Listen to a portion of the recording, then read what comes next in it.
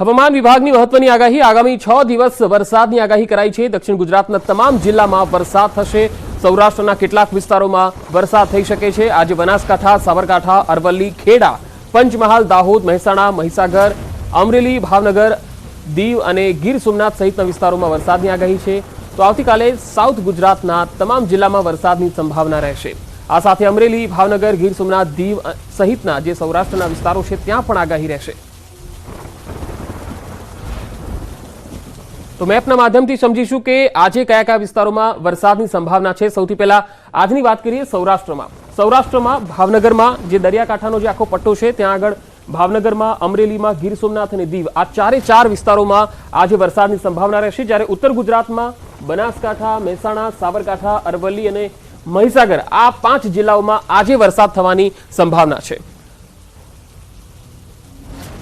तो अगले 5 दिनों के लिए जो है हमने जो है गुजरात के दोनों ही हिस्सों में जो है लाइट रेन का फोरकास्ट दिया है, जिसमें अगर हम बात करते हैं मुख्य तौर पे जो है गुजरात रीजन के लिए, सो डे 1 के लिए जो है साउथ गुजरात के जो है सभी डिस्ट्रिक्ट्स में जो है लाइट रेन की प्रोबेबिलिटी देखने को मिल रही है अगले 24 घंटों के लिए। साथ ही साथ अगर नॉर्थ गुजरात की बात करें तो उसमें मुख्य तौर पर जो है बनासकांठा, साबरकांठा, अरावली, खेड़ा तथा पंचमहल, दाहोद, महिसागर शामिल है, जिसमें लाइट रेन देखा जा सकता है। सौराष्ट्र कच्छ की अगर हम बात करें तो उसमें अमरेली, भावनगर, दीव तथा गिर सोमनाथ जो है डिस्ट्रिक्ट शामिल है, जहाँ पे लाइट रेन जो की प्रोबेबिलिटी जो है देखने को मिल रही है अगले 24 घंटों में। साथ ही अगर हम बात करें डे 2 के लिए भी जो है डे 2, डे 3 के लिए डे 1, 2, 3 अगर हम बात करें तो साउथ गुजरात में सभी डिस्ट्रिक्ट्स में जो है लाइट रेन जो है की प्रोबेबिलिटी है। કચ્છમાં મધર્સ ડે પર જ એક નિષ્ઠુર માતાનો લાંછનરૂપ વિડીયો વાયરલ થયો। ભુજના માધાપરમાં બાળકીને માર મારતો વિડીયો સામે આવ્યો છે। વિડીયોમાં સાફ જોઈ શકાય છે કે એક માતા 1.5 વર્ષની બાળકીનું ગળું દબાવીને તેને તીવ્રતાથી ઢોર માર મારતી દેખાઈ રહી છે। બાળકીને નિર્દયતાપૂર્વક માર મારવાનો વિડીયો વાયરલ થતા માતા સામે ફરિયાદ નોંધાઈ છે। પૂર્વ પતિ અને બાળકીના પિતા રાહુલ મહેશ્વરીએ માધાપર પોલીસ સ્ટેશનમાં માતા પ્રિયંકા ગોધરા વિરુદ્ધ ફરિયાદ નોંધાવી છે। વાયરલ વિડીયોની તપાસ ચાલી રહી છે, જેમાં વાયરલ વિડીયો 2 વર્ષ જૂનો હોવાનું ખુલ્યું છે। બાળકીથી તેલ ઢોળાઈ જતા માતા ગુસ્સે થઈ ગઈ અને તેને કાબુ ગુમાવી આ બાળકીનું ગળું દબાવી અને તવીતાથી માર માર્યો। આ વિડીયો વાયરલ થતા હાલ માતા સામે તિરસ્કારની લાગણી ફેલાઈ ગઈ છે। ફરિયાદી પૂર્વ પતિના મતે તેણે પ્રેમ લગ્ન કર્યા હતા અને તેને 2 બાળકો છે। જો કે તેને થોડા દિવસ પહેલા જ છૂટાછેડા લઈ લીધા અને બંને બાળકોનો કબજો માતા પાસે છે। ફરિયાદીએ જ આ વિડીયો ઉતાર્યો હતો અને બાળકોનું ભવિષ્ય ન બગડે તે માટે મોડે ફરિયાદ નોંધાવી હતી।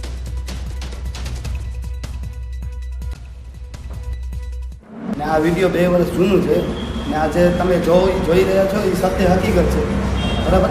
એ તો એ છોકરી ઉપર કર્યો, મારા ઉપર કેટલા અત્યાચાર કર્યા એ મને જ ખબર છે। તો આપણે આ રાખી બેઠા હતા, આપણે નહોતું કરવું, ગલત ન કરવું।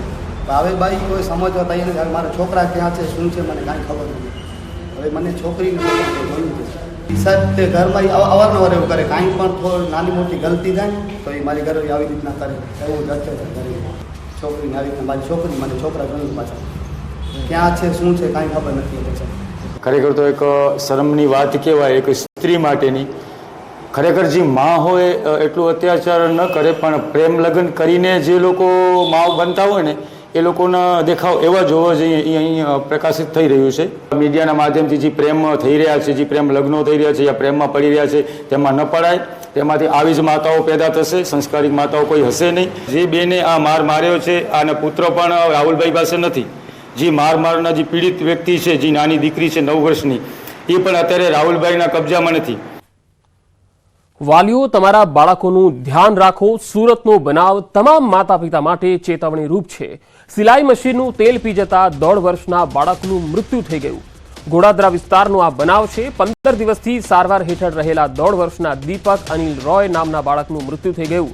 જોકે પોસ્ટમોર્ટમ રિપોર્ટ બાદ મોતનું સાચું કારણ સામે આવશે।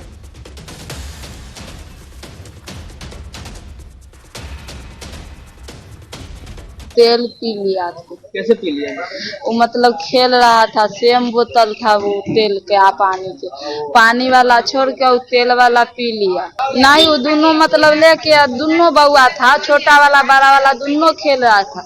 और खेलते खेलते कखनी पी लिया से नहीं देखे, लेकिन उसको जब पी लिया ना, वो टी शर्ट जो भीज गया तब देखियो जो टी शर्ट भीज गया है, तेल पी लिया। खाना देने के लिए आई थी मेरी मैडम, जहाँ पे मेरा काम चलता है, तो वो इसी पानी का बोतल में 10 वाली पानी के बोतल में ऑयल था, 10 वाली पानी का बोतल उसके हाथ में था। पानी वाला बोतल छोड़ दिया बच्चे ने और ऑयल वाला बोतल पकड़ के मुंह में डाल लिया, और कितना उसके अंदर गया होगा इसका अनुभव नहीं था, क्योंकि बोतल बड़ी नहीं थी, क्योंकि उसमें थोड़ा ही सा रहते हैं, वो खाली स्वीट निडल में डालने के लिए। તો સુરતનો આ બનાવ ખરેખર વાલીઓ માટે ચેતવણીરૂપ છે। અહીંયા બાળક રમતું રમતું શું ખાઈ પી રહ્યું છે તેની માતા પિતાને ખબર પણ નથી હોતી, અને જ્યારે ખબર પડે છે ત્યારે ખૂબ મોડું થઈ ચૂક્યું હોય છે।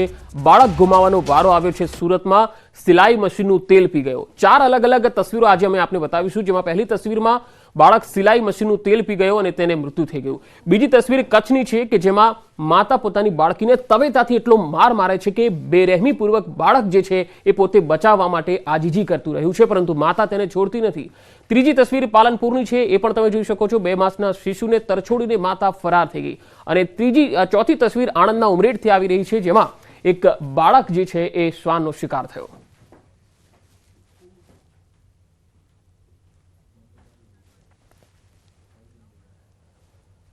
મોરબીમાં જ્વેલર્સના કર્મચારીઓએ કૌભાંડ આચરી નાખ્યું। શોરૂમમાં કામ કરતા કર્મચારીઓએ કૌભાંડ આચર્યું। 2 વર્ષ દરમિયાન 1.56 કરોડના દાગીનાની ઉચાપત કરી। શોરૂમના 5 લોકો સામે ફરિયાદ થઈ છે। અલગ અલગ સમયે કુલ 104 નંગ દાગીનાની ઉચાપત કરી। પોલીસે તમામ આરોપીઓ વિરુદ્ધ ગુનો નોંધી તપાસ હાથ ધરી છે।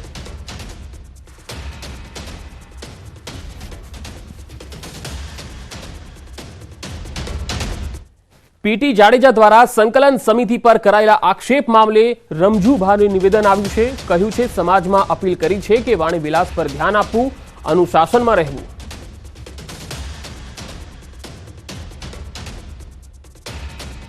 એટલે રાજકીય બાબતો થતી હોય, પણ 7 તારીખે બધી બાબતો પૂરી થઈ ગઈ છે, અને બધાને જ પણ અમે અપીલ કરી છે, અમારા સમાજમાં પણ અને બધાને, કે હવે પછી કોઈ પણ વાણી વિવેકનો ધ્યાન રાખવાનો છે, કોઈના માટે બિનજરૂરી શબ્દો વાપરવાના નથી, અને આ બધાને લાગુ પડે છે। અત્યાર સુધી બધા જે પ્રમાણે અનુશાસનમાં રહ્યા છે એ જ પ્રમાણે અનુશાસનમાં હવે રહેવાનું છે। હવે રાજકીય વાત રહેતી નથી, હવે સામાજિક વાત રહે છે, એટલે સામાજિક રીતે આપણે જે કાંઈ પ્રવૃત્તિઓ કરવાની હોય આગળ ઉપર ચાલુ રાખશું। તો રમજુભાઈએ કહ્યું કે પીટી જાડેજા હજુ કમિટીના સભ્ય છે, તેઓને દૂર નથી કરાયા। જે ગેરસમજ હતી એ હવે દૂર થઈ ગઈ છે।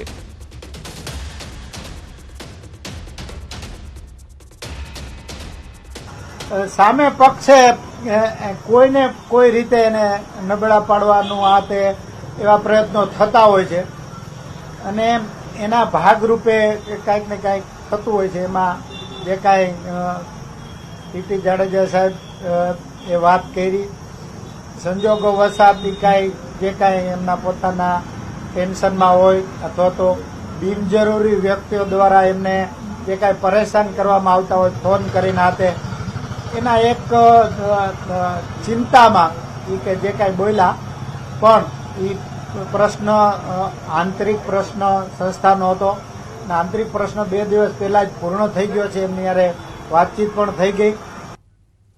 તો પીટી જાડેજાએ જે પુરાવાની વાત કરી તે ખોટી હોવાનું રમજુભાઈએ જણાવ્યું। તો ચૂંટણીને લઈને પણ પોતાનું મંતવ્ય વ્યક્ત કર્યું। લોકસભાની ચૂંટણી ખૂબ જ શાંતિપૂર્ણ રીતે પૂર્ણ થઈ, અને એના માટે જે કાંઈ ક્ષત્રિય સમાજની નિર્ધાર હતો, એનું આયોજન હતું, એ મુજબ અત્યાર સુધીની જે ચૂંટણી હતી એમાંથી સૌથી વધુ શાંતિપૂર્ણ રીતે પૂર્ણ થઈ। એના માટે